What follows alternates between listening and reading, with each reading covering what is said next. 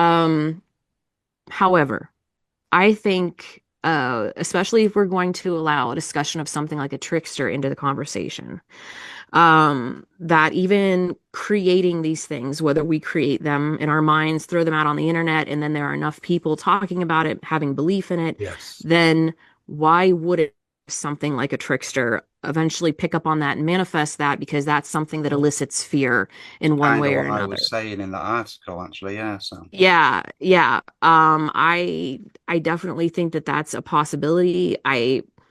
Another one that's come about fairly recently that people seem to be talking about as if it's always been around.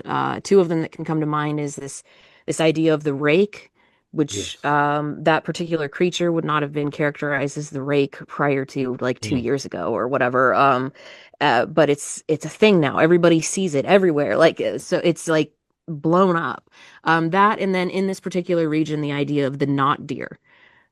People claiming that the not deer just always existed when it didn't, prior Mhm. to like TikTok making it a thing. Yeah. Um, but that doesn't mean that there aren't things out there that are weird, that a trickster thing isn't coming up with these things to mimic what has become pop culture to us in one way. yeah, yeah. Um, and that's not Yeah. even touching upon the idea of a tulpa as far as how people react when belief is very strong in Mm, something. yeah. It becomes true. It becomes real. I've seen it in, even when I study letters that accompany cursed objects when they're returned back Right. to the Yeah. location they were taken from.